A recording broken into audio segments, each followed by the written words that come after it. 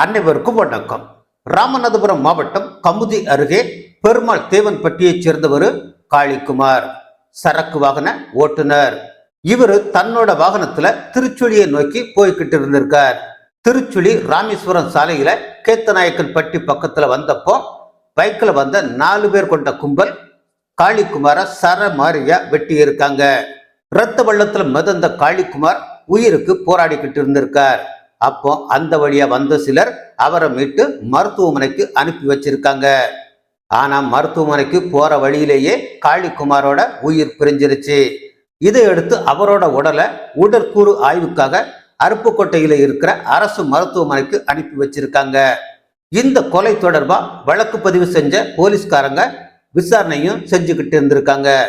இந்த நிலையில காளிக்குமாரோட உறவினங்க ஊர்க்காரங்கெல்லாம் மருத்துவமனையில குவிய ஆரம்பிச்சிருக்காங்க. காளிக்குமார கொலை செஞ்சவங்களை உடனே கைது பண்ணணும்னு அவங்க கோரிக்கை வச்சிருக்காங்க. அத்தோட திருச்சுழி ராமேஸ்வரம் சாலையில உட்கார்ந்து மறியலிலும் ஈடுபட்டு இருக்காங்க. அதனால அருப்புக்கோட்டை பெண் டிஎஸ்பியான காயத்ரி போராட்டத்துல கலந்துகிட்டவங்க கிட்ட பேச்சுவார்த்தை நடத்தி இருக்காங்க. அப்போ டிஎஸ்பி காயத்ரி பத்தி தகாத வார்த்தையில பேசின ஒரு இளைஞர் தகராறு பண்ணி இருக்கார். அந்த இளைஞனை தடுத்த டிஎஸ்பி காயத்ரி அப்புறப்படுத்த முயற்சி செஞ்சிருக்காங்க. உடனே அந்த இளைஞர் டிஎஸ்பி காயத்ரியை பெண் என்றும் பாராமல் தாக்கி இருக்கார். அது மட்டும் இல்லாம அந்த இளைஞன் கூட இருந்தவங்களும் பெண் டிஎஸ்பி காயத்ரியோட முடியை பிடிச்சு இழுத்து தாக்க தொடங்கி இருக்காங்க.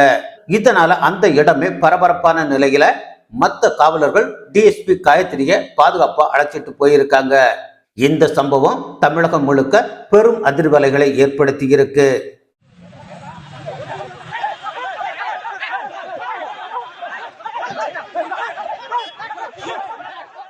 போராட்டக்காரர்களின் கோபத்தில் நியாயம் இருக்கலாம்.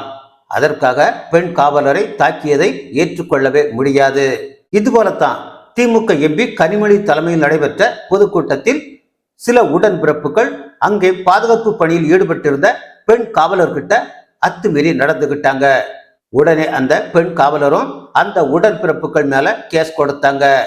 அதன் பிறகு ஆளும் கட்சி எம்எல்ஏ ஒருவர் அந்த காவல் நிலையத்திற்கு சென்று கேஸை வாபஸ் வாங்குமாறு அந்த பெண் காவலரை மிரட்டிய சம்பவம் எல்லாம் நடந்தது. ஆக மொத்தத்தில் யாருக்குமே பாதுகாப்பு இல்லைங்கிற நிலைமையை நோக்கித்தான் தமிழ்நாடு போய்கிட்டு இருக்கு. நன்றி.